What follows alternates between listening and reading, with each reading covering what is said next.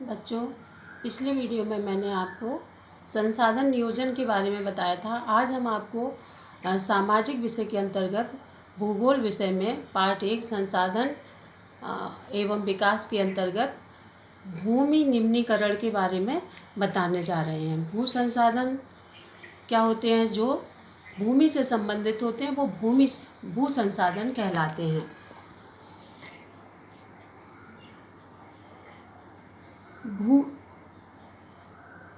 भू निम्नीकरण यानी भूमि का खराब होना। हमारी ये जो भूमि है, ये देख रहे हैं आप लोग, ये सूची बनी हुई है जिसमें दिखाया गया है। ये नीले कलर का जो कलर जो दिख रहा है, ये भूमि है। ये हमारी कुल भूमि है भारत की, और इसमें ये जो भूमि है ये 18.11% ये वन भूमि है जहाँ पर वन होते हैं। ठीक है, पहले ये 21% वन माने जाते थे, लेकिन वनों के ह्रास की वजह से ये भूमि कम होती चली जा रही है। दूसरा ये दिख रहा है आपको, ये हिस्सा, ये वाला हिस्सा, ये है बंजर तथा कृषि अयोग्य भूमि, यानी जहाँ पर खेती नहीं की जा सकती है, बंजर भूमि है, कंकड़ पत्थर ऐसी भूमि। तीसरा है ये आपका गैर कृषि प्रयोजनों के अंतर्गत क्षेत्र। गैर कृषि प्रयोजनों के अंतर्गत क्षेत्र ये है आपका, जिसमें आपके गैर कृषि प्रयोजनों के लिए इसको उपयोग किया जाता है, चाहे वो उद्योग धंधे लगाए जाएं, फैक्ट्रियां लगाई जाएं, या किसी अन्य कार्यों के लिए उपयोग किया जाए। ये भाग जो है, ये हिस्सा जो आपका है, ये है स्थायी चारागाह है। चारागाह मतलब जहाँ पशुओं को चराया जाता है, तथा अन्य गोचर भूमि यानी चारागाहों के लिए ये भूमि छूटी हुई है। ठीक है, ये है आपकी 4.71%। दूसरा आप देख रहे हैं,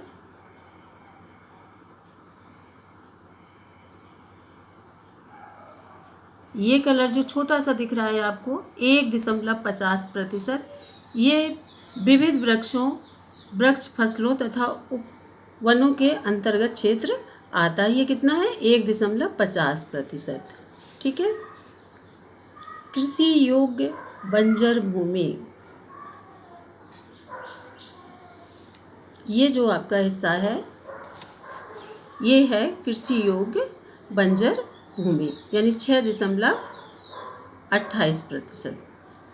उसके बाद प्रतिभूमि हम उसे कहते हैं जिसमें 1 से 5 वर्ष तक जब कोई फसल नहीं उगाई जाती है तो ऐसी भूमि जो होती है वो प्रतिभूमि हो जाती है। ठीक है, ये हिस्सा जो आपका है, ये वाला हिस्सा,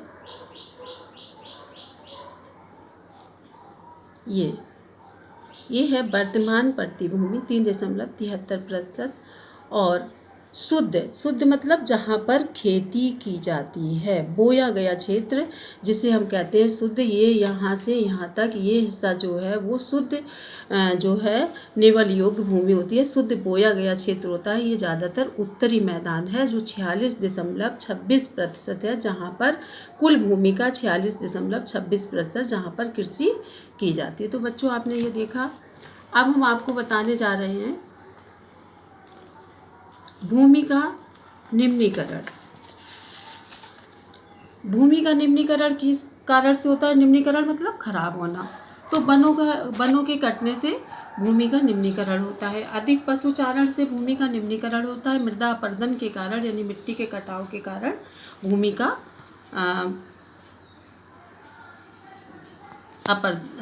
का निम्नीकरण होता है। अधिक सिंचाई के कारण भी भूमि का निम्नीकरण होता है। और अब हम बताने जा रहे हैं आपको निम्नीकरण यानी भूमि को खराब होने से रोकने के उपाय। कैसे हम भूमि को खराब होने से रोक सकते हैं? हम भोजन, मकान और वस्त्रों जैसी मूलभूत आवश्यकताओं का 95% भाग भूमि से प्राप्त करते हैं। यानी हमें 95% भाग कुल अपनी आवश्यकताओं का भूमि से प्राप्त हो जाता है। इस समय भारत में 13 करोड़ हेक्टेयर भूमि निम्नीकृत है। निम्नीकृत मतलब खराब है। भूमि निम्नीकरण को रोकने के लिए हम निम्न उपाय कर सकते हैं, जैसे अधिक से अधिक पेड़ लगाकर हम भूमि को खराब होने से बचा सकते हैं। पशुचरण का प्रबंध करना, यानी चारागाहों पर नियंत्रण लगा करके ऐसे चारागाहों का प्रबंध करना कि एक के बाद एक जगह पर एक ही जगह लगातार पशुओं को न चराएं, चारागाह का प्रबंध करके। घास व झाड़ियों द्वारा भूमि के कटाव को रोकना। घास और झाड़ियों के माध्यम से भी हम भूमि के कटाव को रोक सकते हैं। झाड़ियों वाले पेड़ लगा करके भूमि को के कटान से रोका जा सकता है। औद्योगिक जल को परिष्कृत करके प्रयोग में लाना, यानी नदियों या जो उद्योग धंधों से निकलने वाला जल है, जो दूषित जल है, उसको हम साफ करके तब प्रयोग में लाएं, तो इससे भूमि का निम्नीकरण नहीं होगा। अब उपयोग के आधार पर हम भूमि को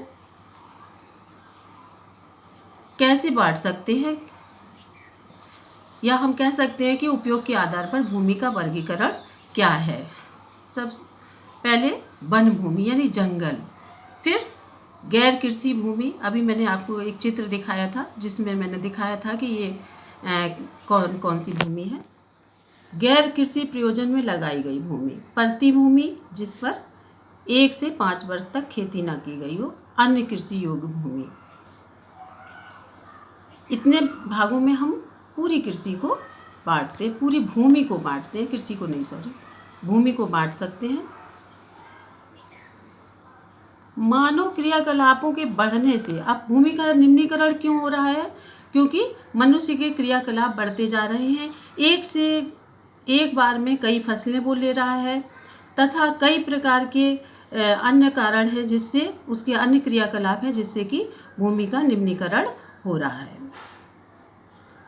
प्राकृतिक आपदा से भी भूमि का अपरदन होता है, जैसे भूकंप आ गया और या जो है सुनामी आ गई। इस तरह की जब आपदाएं आती हैं तो भूमि का अपरदन हो जाता है। अब हम बात करते हैं दूसरे संसाधन की, मृदा संसाधन की।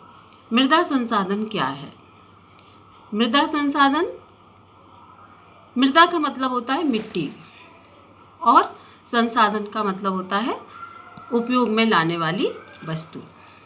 मृदा संसाधन, मिट्टी का निर्माण लाखों वर्षों के दौरान होता है, यानी मिट्टी जब बनती है तो उसमें लाखों वर्ष लग जाते हैं और तब मिट्टी तैयार होती है।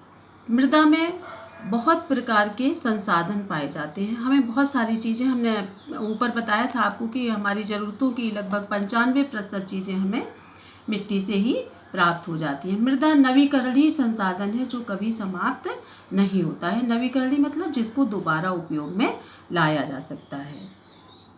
तो बच्चों, आज हमने आपको बताया कि भूमि का निम्नीकरण होने से उसे कैसे रोका जा सकता है और निम्नीकरण भूमि का किन कारणों से होता है। अगले वीडियो में हम आपको बताएंगे भारत में मृदा के प्रकार, यानी मिट्टी के प्रकार।